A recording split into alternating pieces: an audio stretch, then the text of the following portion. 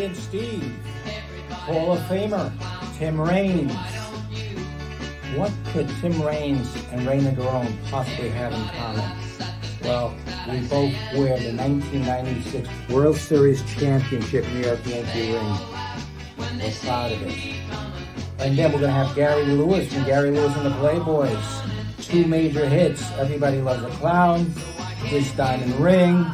I mean, they were #1 songs, even with the presence of the Beatles. And then we'll see the community segment of the show, and Robby Robinson will be right there to go one-on-one with Gary Lewis. And of course, I think he'll tackle Tim Raines Monday, 7 p.m. 8:30. Bronx Net.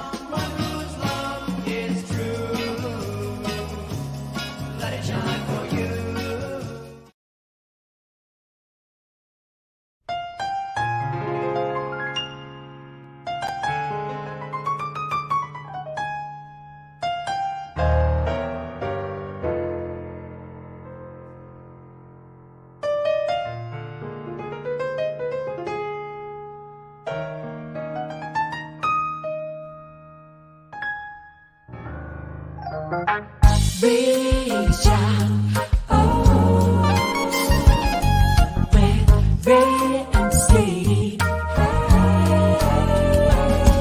Reach out, with Ray and Steve.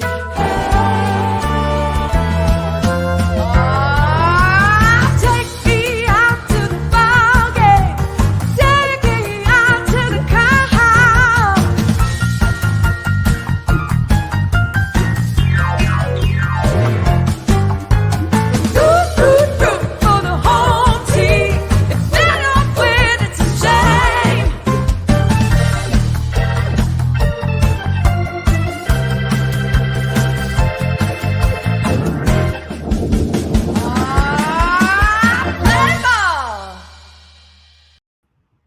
Hello, everybody, and a very pleasant good evening to you wherever you may be. My name is Robby Robinson, coming to you from Los Angeles, California, home of the World Championship Dodgers, and coming to you from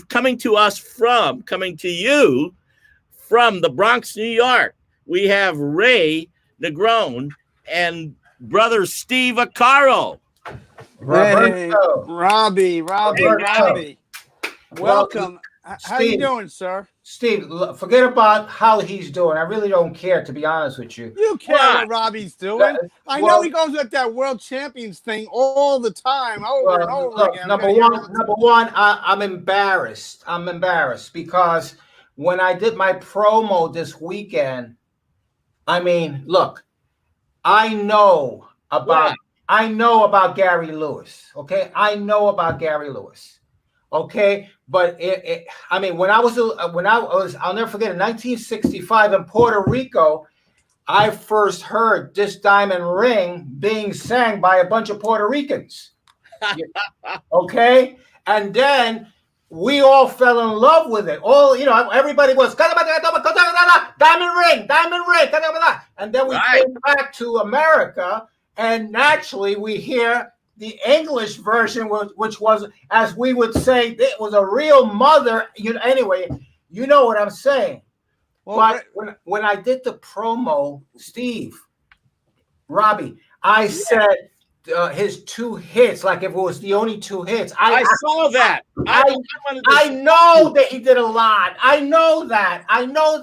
I was just so darn excited, to have him, and I just fumbled in my words.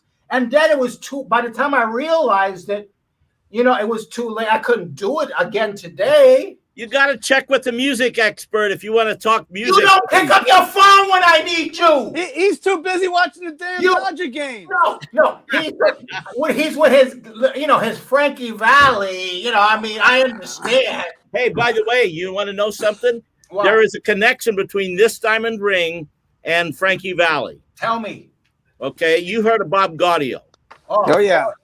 Bob Gaudio is Frankie's partner and wrote most of Frankie's hits. Right. There was another, and they had a band called the Royal Teens back in the day. Before he was with the Four Seasons, Bob Gaudio was in the Royal Teens. And in the Royal Teens was a guy named Al Cooper. Okay. Al Cooper wrote This Diamond Ring. Wow. Oh, wow. Okay. Wow. It's a small web in this music business. So there's There a we connection. go. So I guess Gary Lewis knows that. Uh-huh. I don't know if he knows it, tell you the truth. Wow. We'll find out tonight. We'll find out. We'll Find out. Yeah. You know, Well, this is Reach Out with Ray and Steve live every Monday from 7 to 8 p.m. We're on BronxNet every Monday from 8:30 to 9:30 p.m. and on Optimum Cable every Tuesday night at 11 p.m. So we're all over the place here. And Rob, we want to thank you for really helping us with the music and your great kindness over and over again. We're so very blessed. Well, thank you guys. It's you know what? I was watching your show, and you had me onto your show as a guest for a couple times, and it was a great show before. There was one problem. It was so East Coast oriented. You need to get some West Coast blood in there. Oh, like the Dodgers, right? Yeah. Yeah. Okay. There you go. But you know what? This is Ray, I'm really getting fed up with every week. He always finds a way to zig in with these Dodgers. You think just because you've got 100 championships under your belt, you're the king of the baseball world. Don't forget there's a team out here in the West Coast. I got one question because we do the show once a week, Robbie. Do you wear that all week or you change every Monday? I wear it all day, every day. As long as the Dodgers are world champions, I'm going to be wearing it. Okay. Yeah, I saw him coming out of the bathroom taking a shower with it on. Well, listen. Ray got Yankee Stadium in the background. You have your Dodger blue there. But today, I'm a Twins fan. And you know why I'm a Twins fan? Why? Because my wife is a twin, and it's her birthday today. Wanda and Wow. Fanny, I say happy birthday. Identical twins. There we are in Florida. I got to say, I love you, honey, very much. And we had a great time. But they're twins. So I want to show you a picture of Wanda and Fanny. But we have another picture. If you can tell who Wanda is, Ray, which one is Wanda? I don't know, but I take any one of them. They're fine. Well, Wanda's on the left. That's a couple of years ago. So I just wanted to give a shout out to my lovely wife and happy birthday. And we also have a lot of sports stuff that we got to cover this weekend. First of all, we lost the legendary boxer Marvin Hagler. Unreal. You know, he was one of the great. You know, we've done work with Iran Barkley and Jerry Cooney and Marvin Hagler. There's against Tommy Hearns, one of the best. 52 knockouts in 62 wins. I mean, it doesn't get better than that. No, so he left us up too early. And now East Coast Islanders have a 9-game winning streak. There we go, 9-game winning streak. And they're playing at the Nassau Coliseum. Next year, they'll be playing in Belmont, right in your old stomping grounds there, right? Right across the street. Right across the street. Yes, right across the street. And we also have a retirement of one of the greatest quarterbacks ever, Drew Brees, after 20 seasons, one of the greatest quarterbacks. And he couldn't get to the big dance again late this time, but he'll go into the broadcasting booth. And we're so blessed to have him in his whole career. And finally, March Madness. Are you a college basketball fan? We didn't have it last year. Now you get to choose the 64-team dance. So it's going to be a great March, and it'll be great. All before Yankee baseball and Dodger baseball. Right. Well, you know what? Go ahead, Robbie. It's so exciting, isn't it, that we're finally getting to a little further along this pandemic madness that we've been in. So we're getting to some real March Madness, and we're going to have baseball season this year, 162 games with fans in the stands and concerts. We have some dates booked in June right now, and hoping and praying that we're going to do some Frankie Valli shows in June. Are you coming to the East Coast? I think the Midwest. Actually, we Okay. might be going. We're going to be in St. Louis, I know, and Moline, Illinois, and another one in the Midwest. But we will eventually go to the East Coast. I'm not sure when those dates are, though. Hey, Ray, we should take a road trip to St. Louis. Well, I don't know about that, but I mean, I really want to show a little something about how Robby Robinson works backstage. We have that? We have that. Let's show that. Okay. All right, your mic's on. Okay, this was 3 years ago, with some of the Four Seasons, etc. So this is what I really love it. I love seeing Robbie's boss doing his thing, and I love watching Robbie direct the band. It's just a beautiful thing, man. I get mesmerized. I kid around with Robbie, but I am mesmerized at what he puts together, because all of this happens because of Robby Robinson, and it's so great. Look at him. The audience is just in outer space. Oh, forget about it. That's his boys. Oh, there they go. And the boss, Mr. Frankie Valli. Wow, that's great. That's fun. Is that the Ruth Eckerd Hall? That's at Ruth Eckerd Hall, yes. Nice. And By the way, now, did you notice that picture of Ray? He had my baton. Okay. Every once in a while, listen, come on. We all know you're the man, Robby Robinson. Okay? Maestro Ray Negron. Yeah. You are the man. Well, if you took a bathroom break, Ray was ready to go. That's right. He grabbed my baton when I went to the bathroom. There's, sports is great, but there's nothing like music, man. And the aspect of what Robbie does, what Gary Lewis has done, it's just beautiful, man. It's just another world. It's another fantasy. Having Gary Lewis on is this guy. He is the real deal. What a run of hits this guy had. Yeah. This Diamond Ring, Save Your Heart for Me. She's just my style. Sure gonna miss her. And everybody loves a clown. Yeah. Unbelievable. We've had so many great, talented musicians, and this is another one. I know he's living up in Rochester. He's been there for a number of years. So to get to know him, what he's doing recently. But Ray, we've been doing community work for a long, long time. And I think that it's so very important to kind of keep that connection with people in the Bronx, because they're still struggling all over. Yeah, you guys. But right beyond Yankee Stadium, people are struggling. The small businesses, the domestic violence shelters, homelessness, mental illness, and the education system. There's some great heroes. I think we're going to have a hero on tonight, right? Right? Well, that depends on how the presentation that Luis Castillo makes over here. Okay, all right. So we have another bat boy, Luis Castillo. I guess let's bring him on and see what he's all about today. Hey, Louis. How's it going, man? Hey, Squeegee, how's it going, man? Doing good, man. I've been listening backstage a little bit, and you guys always do tremendous work, always for the community, even from Los Angeles to the East Coast and the Bronx, man. And we need more of that unity. And today, I have an interesting person that I want to bring on, and is a candidate for the City Council of District 17 of the Bronx, where not only did I grow up, but some of the work that me and Ray Negron, Glenny Sanchez, who is just like me, Ray Negron, Steve, and you, Robby Robinson. We love doing community work. Wow. And Louis, you've been doing such great work in the Bronx year after year. You're a Bronx native, and you continue to give it back tenfold to your community. And it seems like this guest tonight is amazing in her pursuit and what she does. Yes, Glenny Sanchez, I met her, and she told me some of her goals and some of the things she wants to do for the communities. And I want her to tell it because it inspired me. And it's a woman running for the seat and Hispanic. And that's big in where we come from, to show people like this that, there's people out there that care, just the way Ray and everyone has showed me, and David Cohn and a lot of my mentors. And it's paying it forward and just keeping the unity and the support of helping one another in the Bronx. That's what it's all about. Well, you're our Bronx correspondent, so let's bring her on and do your thing, Squeegee.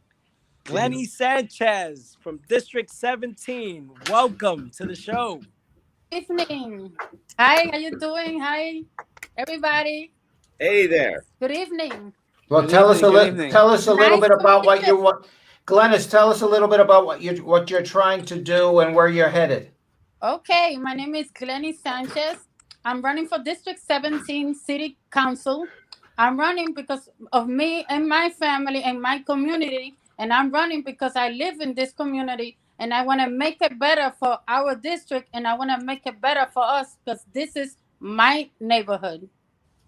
Okay. And has it been tough out there in the last year, Glennis? Because I know that's your incentive in running. Yes, yes. Right now I'm trying for better our neighborhood. I want to see better program for domestic violence survivor because I'm being there too. I want to see a better community center for the youth like PAL. I want to see more NYPD present to ensure our safety for community member. And Beautiful. I want to see more job opportunity. I want to see more help in our Bronx pantry center because I was very sad last week on Thursday. I went and visited one of the Bronx pantry center at 911 Longwood, and when I was given the food that the food finished, I was sad when part of the family went with the empty bag because we didn't have no more food to give them because right now in this pandemic most low income family, you know, the businesses are closed, they don't have food stamp, they don't got food, they don't have money, they don't have job, and most of them they need help now. They need help now. Our district 17, our family with low income are hungry, and I noticed because I saw it with my own eyes when I was giving food at Longwood, and the food finished, and most of those family, I was very sad, I was almost crying because we couldn't give them food. So I want help. This district right now, the family are going hungry. There's no food, no food stamps, and we need food out here. Well, let's check this out right now, Peter. Put that on for her. Hello, my name is Glenny Sanchez. I'm running for District 17. Right now we are in the Bronx food pantry at 911 Longwood. Here are the food that we're going to be giving here to the public right now. So if you live around here at District 17, we are located now on 911 Longwood. This is the Bronx Food Pantry, and this is what they're gonna be giving today to our community. So anything, come and pass around here. I'm right here right now at 911 Longwood Avenue. Thank you. Beautiful. Okay, Unbelievable. And this is sad. You know, I'm still sad because that day, most of the family went, you know, with the bag empty because we didn't have no more food for them. Can I say something? Go ahead.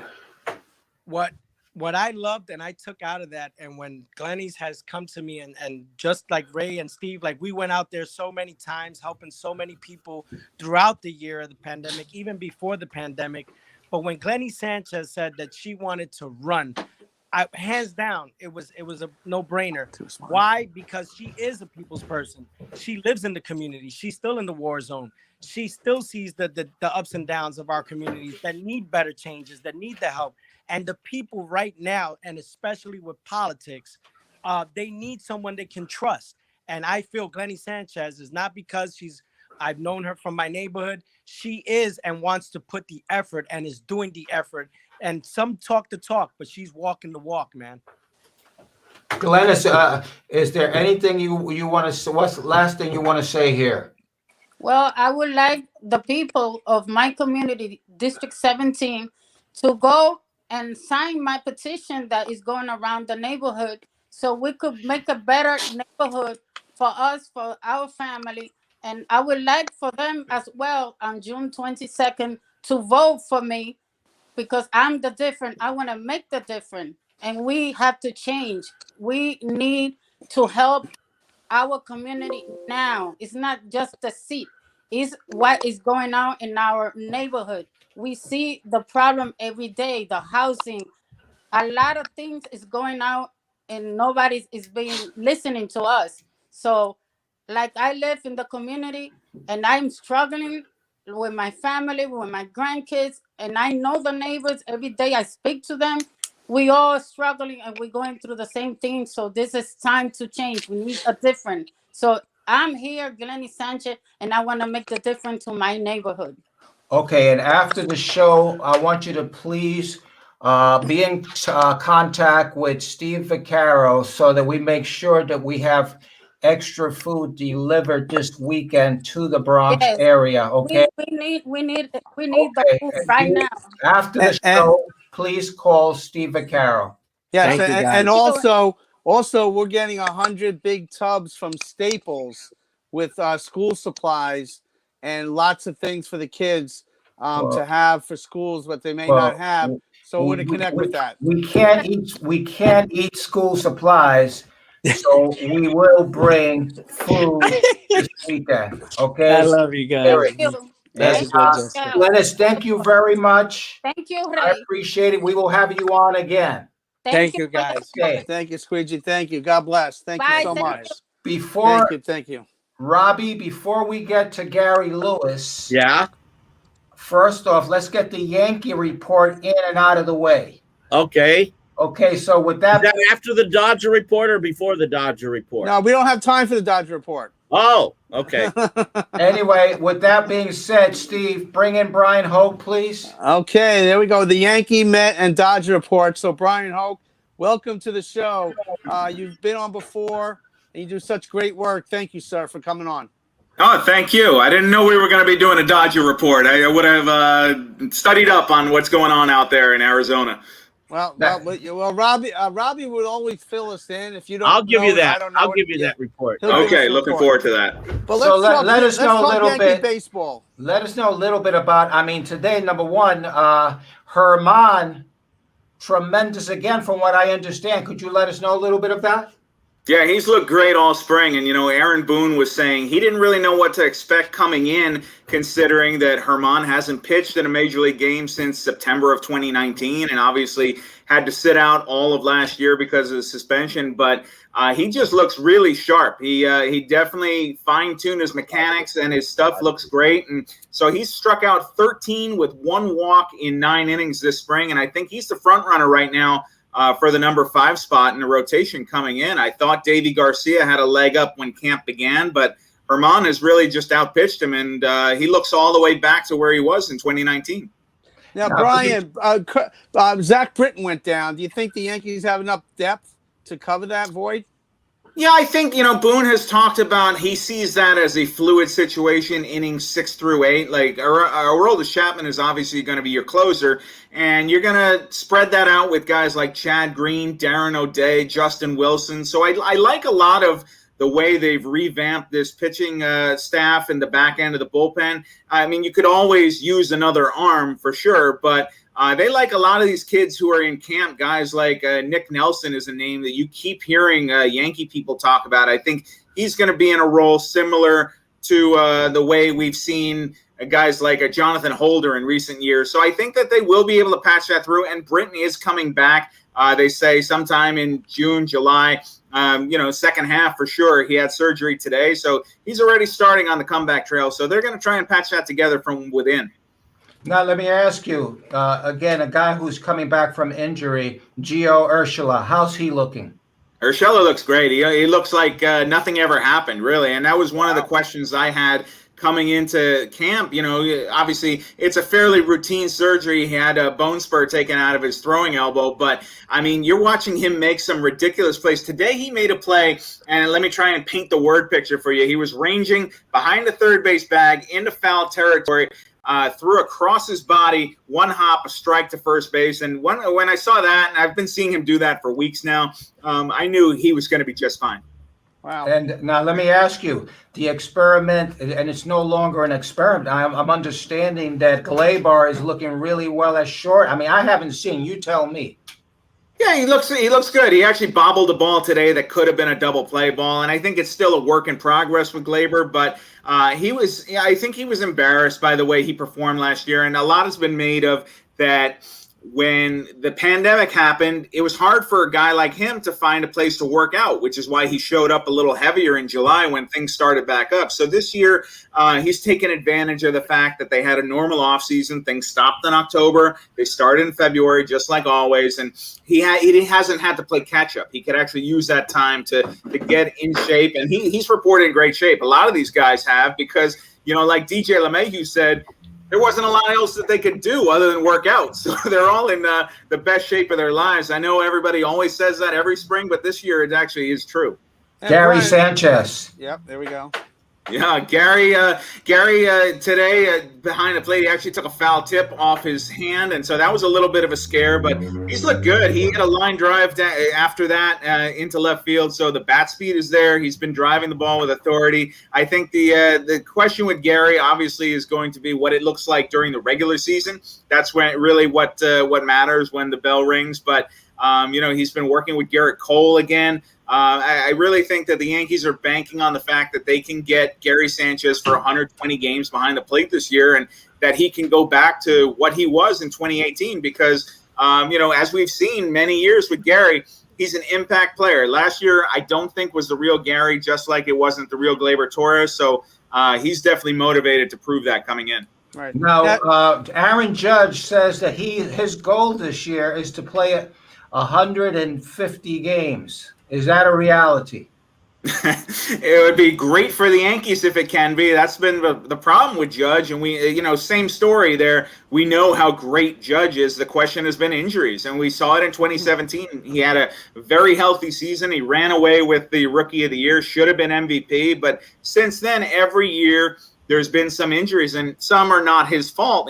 Getting hit with a fastball in the wrist, there wasn't much he could do about that, but there's some other ones that he's talked about being kind of frustrated with the idea, like an oblique strain, a hamstring, things like that he thinks could be avoidable. So he's really focused on his conditioning there. They've gotten away. He and Giancarlo Stanton both have gotten away from the heavy weightlifting. And so they're trying yoga and some other things to keep them on the field. But what I'm seeing from Judge is the power still there. I mean, when I watch Judge and Stanton, those guys in the batting practice groups, I mean, it's still worth stopping whatever you're doing, whether you're going to the concession stand or whatever. You got to stop and watch those guys hit because they hit the ball a long way. It's a lot of fun to watch. Have you had a chance to talk with Hal Steinbrenner and Brian Cashman in regards to the ball club? Last time we spoke to Hal, I spoke to Hal personally for my book that's coming up, The Bronx Zoom, that's coming out in June. There, let me throw a plug in there. Nice. But Cashman, we had recently on Zoom, and he was kind of, at this point of the year, they're happy with the way things are looking. Obviously, they wish they didn't have some of these nagging injuries, guys like a Britton going down. They weren't planning on that. Miguel Andujar is dealing with a little something right now too. So, but those are the kind of, Britton thing is more serious. The Andujar thing appears to be one of those nicks and bruises that you deal with every year during spring training. So if they can get through spring training healthy, that's the thing. That's always the question with this Yankee team. If healthy on paper, there's no reason they shouldn't win the American League East, go into the playoffs, go to the World Series, win it all. Like I can buy in on all of that as long as they're healthy. And I think they were getting healthy last year. They ran into a hot Tampa Bay team. I think that on paper right now, they are the best team in the American League, and they should be in the World Series. I think anything short of that, as Aaron Judge has said, would be a disappointment. You're a very hands-on reporter. Hold on one second. You're a very hands-on reporter. How hard has it been to do your work? I mean, I'm nervous about when I get down to Florida and how difficult it's going to be to maneuver around the park. How difficult has it been for you? It's definitely been a lot more distant than we would like. I think we all want it to go back to the way it was, right? But we're not there yet. So I think we've kind of grown accustomed to doing our jobs through Zoom. And, just like talking to you guys right now, we're having a nice conversation, but I feel like it would be better if we were all in the same room. And I wish that we could do that. I wish we could get back to that. So this is kind of a temporary fix for what we need to do. And we can have the conversation, but there's no substitute for being there in person, with a guy at his locker and seeing things, seeing what's going on in the clubhouse. And I feel like you do lose something by having to do it over the internet. Robbie? Yeah, I have a question for you, Bryan. By the way, Sure. bravo, a very well-articulated report, and I think I agree with everything. I love what you said, except for the last thing that you said. If you maybe you said that they should win the World Series because Wow. I tell you, I had last year. I said Yankees Dodgers World Series. too. I don't know. The Yankees didn't hold up their end of the bargain, and you guys took care of business. So congratulations to you. well, Ray and I have been lusting, for lack of a better word. Hey, watch that. This is a family show. Okay, we've been wanting a Dodger-Yankee World Series for a long time because, I mean, wouldn't that be so great for baseball in America? Ray, were you there for the last one in '81? Yes, I was. Wow, what was that like? It was beautiful. It's always been great, especially I didn't know Robby Robinson then, but I was happy that we beat his Dodgers. No, anyway, In '81, I'm sorry. 77, I'm sorry. 78. I'm thinking about 77 and 78. Of course you are. You always are, Ray. Wow. Yeah, Well, you see how fast Robbie corrected him? Whoa, that Yeah. was pretty quick.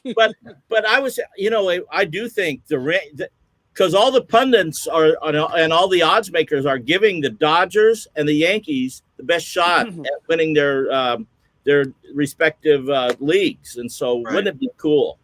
Well, I mean, that's what I'm dreaming of. Yeah, the idea of going back and forth between, hopefully we can get full travel and full ballparks again by that point, and just having that in Dodger Stadium and Chavez Ravine in October. Yeah. I mean, it's beautiful, and seeing those two classic uniforms on the field against each other, and then going back and forth to the Bronx, I think that would be awesome. One quick question, Bryan. Okay, go ahead.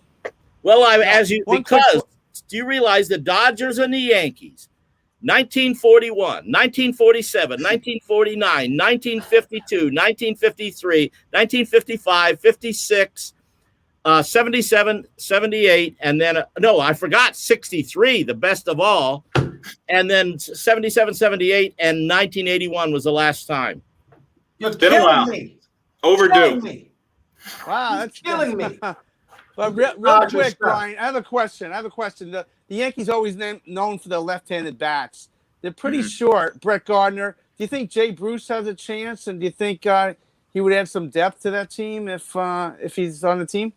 I think Bruce has a real shot. And, after they re-signed Gardner, I kind of figured Bruce didn't have much of a shot. But the way he's slugging the ball, I mean, he's hitting the ball like the all-star Jay Bruce that we all remember from his years in Cincinnati. And so I know you have to take everything in spring training with a grain of salt, and you have to consider, who he's facing and, all that. But based on what I've seen so far, this guy looks like he belongs in a big league lineup. And, the Yankees you look back at those championship teams, especially in the 90s dynasty, they always had these guys, and I know you got Tim Raines coming on, right?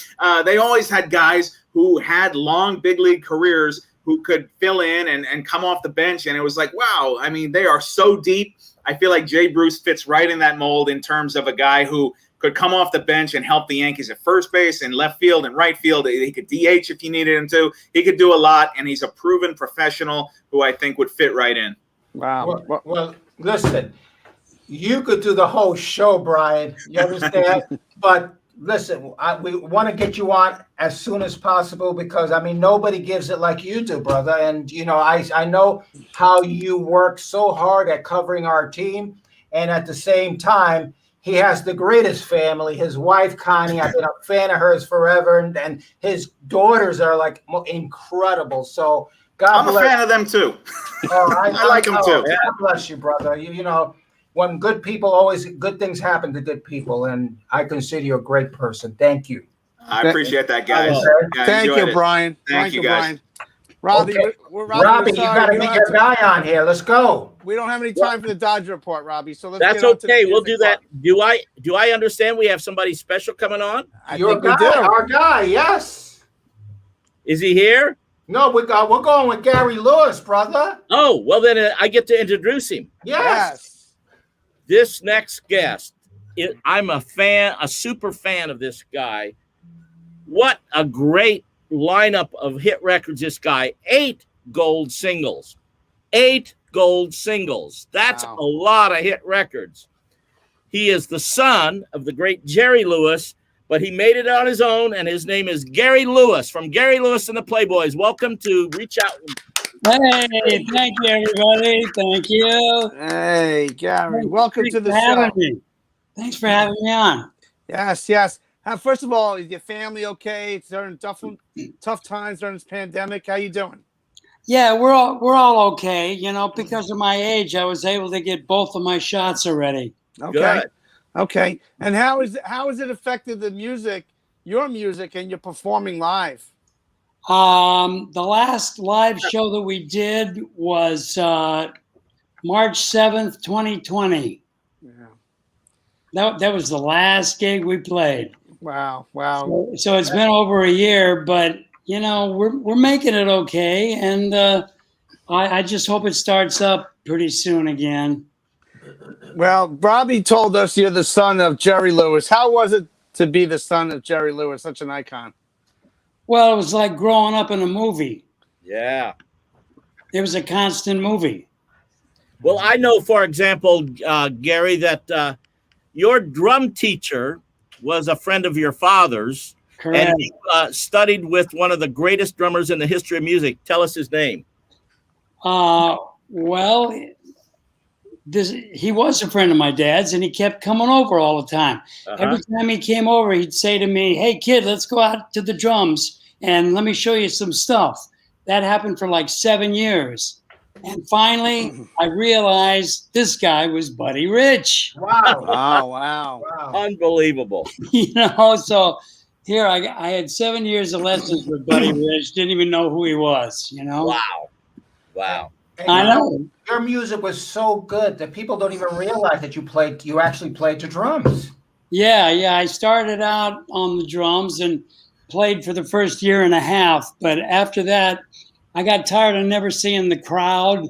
And the crowd had trouble seeing me because of all the drums in front of me, the cymbals. So I hired a drummer and came up front and played guitar. That's what I still do, yeah. Gary, how intimidating was it to be? I mean, you were literally competing with the Beatles, okay? Yeah. How hard was that? Did you get nervous? Well, our producer was such a great producer for Liberty Records that he was the one in charge of picking the songs that we were going to do. And then I had a wonderful arranger named Leon Russell. Yeah. So with that team, it was like we just did what we wanted to do. I never felt there was competition with the Beatles or with anybody else. I just wanted to do the best we could do. Well, 56 years ago, this Diamond Ring came out just about to the day. I mean, made the 100 top songs in the Billboard list there. Talk about that song and kind of catapulted you into rock and music history. Well, like Robbie said, Al Cooper wrote that song for us, and he originally wrote it for the Drifters. And the Drifters didn't like the song, so they said, no, thank you. And then our producer offered it to a guy named Bobby V, and Bobby V didn't like it either. So when I started recording, my producer, Snuffy Garrett, he said, well, the Drifters and Bobby V didn't want to do this song. So the first thing I said was, well, what's wrong with it? You know, and there was nothing wrong with it. I listened to it. I said, sure, I'll do it. And number one. Unbelievable. I've seen some of that, with Frankie Valli, I've seen those kind of things happen and that just goes to the point that there's nobody in this business that wins 100% of the time. One of the Frankie's biggest hit of all time is My Eyes Adored You. Yeah. My Eyes Adored You. He recorded for Motown Records. But they did not think it was a single, and they didn't. And so Frankie decided when he left Motown Records, he bought that back from Motown for $4,000 and that record. And then they put it out, and of course, it was a #1 record. Right. That's Nobody right. knows for sure, but isn't that amazing? This Diamond Ring, and they pass on it. Yeah. I know it. Good for me, though. Good for you, brother. 1965 was a big year. Save Your Heart for me. Everybody Loves the Clown. She's Just My Style. I mean, Sure Gonna Miss Her. Green Grass. All these songs in the top 100. I mean, great songs. That is an amazing run. Yeah. Oh, it was terrific. We had 7 top 10s in a row, and that's when I got my draft notice. Which is amazing, too. Tell us that story, because you unlike many of your peers at the time, you went into the service. Well, yeah. I mean, I got the draft letter in the mail. I read it, and the first thing that came to my mind was, well, Elvis did it. I'll do it. Yeah. You know, I didn't try to get out of it or anything like that. You know, people said, "Oh, come on, your dad could have got you out of that," and everything. Well, I didn't want to get out of it. That's so cool, man. And congratulations to you. And thank you for doing that. And I know that one of the things that you do with your group is that you perform for veterans and for veterans charities and things like that. Tell us about that. Absolutely. You know, when I came out of the service, I saw how all the Vietnam vets were being treated on their return to the States. Yes. And it was just pitiful, and it made me so sad. So I made a pact with myself. I'm going to do things free for the veterans. So we've done so many free shows for the veterans and their families, and you know, they're so appreciative, you know, and I go out and talk to them after the show, and we just tell stories to each other and everything. I love every one of them. I love all the vets. Wow. That's great work, because, you know, part of this show is to show our young viewers out there, you know, the bridge between the athletes that played before them and the musicians that performed before them, but also to teach them, like, stories like that, how to understand the mind of a veteran and what the Vietnam War is all about, and how to give it back and pay it forward. And we thank you so very much for everything you've done over the years. Oh, thank you. Thank you so much for that. Yeah. So, Gary, I want you to know that when Maury Bauer called me last week and said, "Hey, I can get Gary Lewis," I mean, it was I was just blown. I was blown away. Because thank you. You have accomplished so much in music, and you know, and Robbie knows how much I love music and how much I love you guys. You know, and that song meant so much to me, This Diamond Ring, because, like I was telling Robbie, I was stuck in Puerto Rico in 1965, and the Puerto Ricans were singing that song every single day. Oh, that's great to know. You know, it was unbelievable. So I thought that you had done the song in Spanish, etc. You know, and I said, man, Gary Lewis knows how to play. You know, I was like 8 years old, and I'm saying, Jerry Lewis' son speaks Spanish. Yeah. You know, that's right. You know, I was so happy, you know. So oh, great. That's great. Thank you so very much. And you know, you're a baseball fan, aren't you, Gary? I sure am. Well, you know, I want to bring on Tim Raines, because I want you guys to meet. Oh, cool. Okay. You know what I'm saying? I think that would be cool. Can you get Tim on? Tim! There's Tim. Tim, what's happening? Tim. Can he hear us? Hey, what's up? My internet is not working very well. Okay. Well, we can hear it right now. That's Hall of Famer Tim Raines. Yeah. Yes, sir. You know, career 294 hitter, 808 stolen bases. There we go. Run scored 1571. 2,605 hits, 23 major league seasons. Tim, amazing career. Yes. That's right. Welcome, Tim. How are you doing today? My internet is not working very well. Can you hear us, Tim? Give me a second. I'm gonna try to. Okay. Okay, we'll give you a second. Come on back in a few minutes. minutes. Well, while Tim does that, I've got a question for Mr. Lewis, Gary here. Yeah. And that is, one of your great songs was "Everybody Loves a Clown," and I know that you not only sang that, but you wrote it. I think you and Leon Russell wrote it. That's right. That's right. So tell us what was behind that lyric. Well, originally it wasn't going to be a single. It was just going to be a little novelty tune. Me and Leon were going to write and just give to my dad on his birthday in 1965.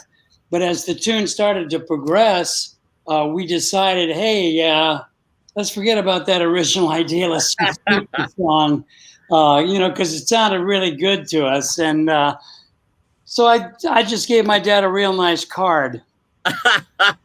and you got the hit record then. Yeah. Hey, Wow. that's a great song, isn't it? It's definitely a now great we song. lost Ray's voice there. Okay, so now, Gary, in 2013, you had a tour, the Happy Together tour with Okay, we'll just- great musicians. How was Right. that tour for you? Oh, that was great. I loved it. The first Happy Together tour I did was 1985. Then I did it again in 2013 and 14. And we played so many places in New York. It was, I mean, all over the country, actually. And it was tremendous fun being with people from my generation, you know. Yeah, Gary Puckett, Chuck Negron, Mark Right. Lindsay, the Turtles, Yeah. Flo and Eddie. Amazing. That's right. That's right. And I knew all of them in the 60s. Okay, Wow. so listen, we have Tim on, and Tim is coming through the telephone. So, Tim, number one, I wanted you to meet Gary Lewis from Gary Lewis and the Playboys, who did so many great hits in the past. Gary, this is Tim Raines. Hi, Tim. It's a pleasure to meet you. I'm doing great. Thanks, man. Thanks for all the years of great baseball. He said thank you for everything that you have accomplished in baseball. Oh, thank you so much. Thank you so much. All right. Wow, that's great. By the way, can I tell you my two teams? Yes. All right, Yes, ahead. well, I'm dying to hear this. Yankees Okay. and Dodgers. Hold on one second. Love it. Wow. Tim I love can't their hear. uniform, man. I remember in '65 going to every single Dodger game there was, watching Maury Wills steal 102 bases. Right. It was beautiful. So yeah, you recognize this this uniform is I literally do. Maury Wills. There you go. There we go. this is actually one of his uniforms. So It you was can't- good when they first came out to Los Angeles. You know, they didn't have a stadium yet, so they played the LA Coliseum for 3 years, you know, and man, oh man, 103,000 people. Unbelievable. So It's you great. can be a Yankee and a Dodger fan. That's possible. Well, I've So been a Dodger fan since 1954. Wow. Wow. We have Tim now. Tim, can you hear us? I can hear you. Okay. Tim, Steve, give me the question. Tim, when you came out with the Expos in '79, I mean, you really lit the league on fire. Do you think Montreal should have a baseball team now? Tim, do you think that Montreal should have a baseball team now after everything that's happened? Yes, I do. And the reason why I say that is because, you know, I remember when I first went to Montreal back in '79, baseball in Canada they were the only team in baseball. This is before the Blue Jays even came along. And I spent 11 years there, and the 11 years that I spent in Montreal was awesome, really. We had fans. We had, you know, my first couple of years we had decent teams. After that, wasn't so good. But the fans love baseball. I felt, you know, even though baseball in Canada wasn't really, you know, a popular sport, you know, as you all know, in Canada, hockey is the number one sport. After hockey is everything else. But I think when we came through, I think they started in '69. When baseball came through, it started to change. Not so much that, you know, baseball was higher than soccer. I mean, in hockey, but we started getting the support of the fans in the city and pretty much all of Canadians all over the country. So I really enjoyed it. And to answer your question, I really believe that Montreal deserves a team because baseball, for as long as I've known it in Canada, deserves to have more than one team. Right. Well, I think How has your life changed, Tim, since you have become a Hall of Famer? I mean, I've known you since 1996. I know that Tim Raines. Now that you are a Hall of Famer, I mean, do you have to deal with life in a different way, or what's the deal? Just a little bit. It's a little bit better. I've always felt, when you become a major league player and you become a major league star, regardless if you're, from the Yankees or from the Cubs, the more popular teams in Major League Baseball, you become the player that, all-star, and doing things like that, you're going to be recognized, even though you're not playing in those cities. But, becoming a Hall of Famer is certainly different. I don't know if my name is more popular now than it was before then, but I certainly enjoy being in the Hall of Fame. I keep that. Yeah. Well, you obviously known for your base stealing, like Lou Brock and Ricky Henderson. I think we have a clip of you taking a swipe as a Yankee, I think. Let's check it out. We're going to show it. Lead is a comfortable lead because a grand slam won't tie the game. So Raines is a big factor. He represents that fifth run. He's off and running. Here's the throw by Winter, and he is safe. Tim Raines has joined the most elite of clubs. Three other men who had lived in the fastest of baseball lanes. Ty Cobb, Lou Brock, and Ricky Henderson, and now Tim Raines, his 800th stolen base. Yankee against the Montreal Expos. Yeah. I think those guys took care of me. I was up in age a little bit. The speed wasn't the same, but I was still trying to steal bases. But that was an important one. I mean, 800. I don't think when I started my career that I felt like, that was going to be my ceiling, or even thought about, stealing those many bases when I first got started. But as my career went on, I felt like the stolen base was a part of my game, and I had to continue to do that to be a successful player that I became. Tim, how was it playing for George Steinbrenner?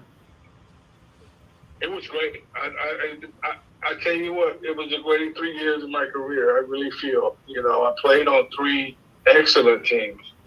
I felt like all three of those teams should have won the World Series. We ended up not winning in '97, and that '97 team was a hell of a team, and I think we should have won that year. But the 3 years I was in New York was probably the best 3 years of baseball that I ever played. Wow. And that was towards the end of your career, and you can say something like that. How much was George a big part of that, in your opinion? He was the main part, really. I mean, he was a guy that felt like, when he put teams together, it was to win. It wasn't about coming in second. It wasn't about, just getting to the World Series. It was all about winning the World Series. And I remember the first time I met George, I felt like I wanted to be on his team, because he was a guy that always thought about and preached about winning. It was either win or it was a busted season. And I wanted to be a part of that. There wasn't many owners that I knew in baseball that felt that way. And I really enjoyed playing for them. Unreal. Well, you know something? There's something about winning that I know Gary Lewis knows, and that's when you, back in the day, to win in the music business meant not only having to hit records, but getting on Ed Sullivan. How many times were you on Ed Sullivan, Gary? We did his show 6 times. Wow. That's unbelievable. I know, because my dad used to tell me people work their entire career to be able to get on Ed Sullivan. Wow. Tell us what it was like to be on Sullivan's show. Tell us about the experience. Well, it was 8 o'clock Sunday nights. I knew that everybody in the world was watching it. That's right. So I was so nervous the first couple times we did it. But then, they were so nice to us and everything after the first couple of times. They were checking us out first to see if we were going to sing any bad words or anything.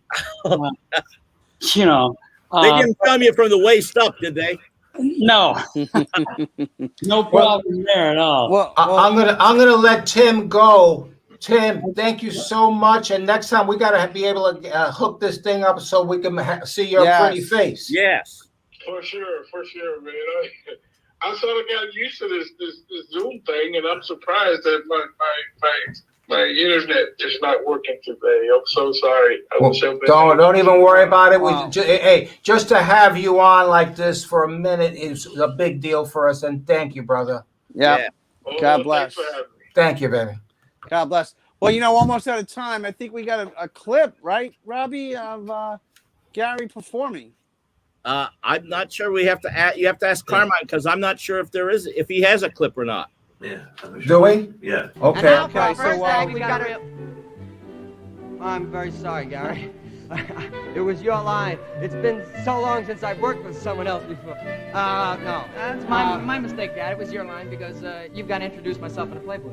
Oh, yeah, that's right. Now, by the way, Dad, all the groups at the beginning of the Hullabaloo show have all those beautiful models working with them in their numbers. Well, yeah. Can we have them too? Yeah.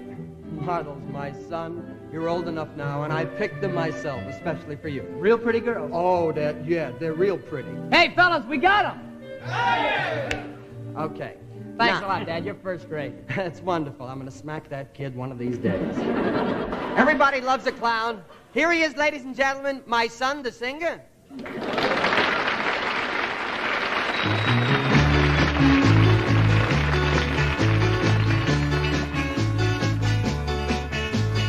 Everybody loves a clown, so why don't you? Everybody laughs at the things that I say and do. They all laugh when they see me coming, but you don't laugh, you just go on running. Everybody loves a clown, so why can't you? Oh, that is bravo. That was fun. Yeah. That was the show Hullabaloo. That I was remember it. the first network rock and roll show. Hey, something that jumps out at me, Gary. Yeah. One of the things that jumps out at me, so many things. You were one of the few, if not the only group, to have an accordion in the band. Tell us about that. Well, it wasn't an accordion. It was called a Quarterbox. Yeah. Yeah. It was amplified, and it's just like a keyboard. Listen, we'll come right back, but we have to cut it right here, or else we're gonna get clipped. Here we go. Oh, really? Huh? Who wants to buy this diamond ring? She took it off her finger now. It doesn't mean a thing.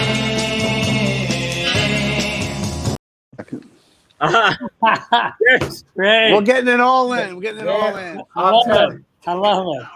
Yeah, we'll have to get you back on the show, Gary. Yeah, we would love to. Gary, thank you. I'd love to. Thanks for having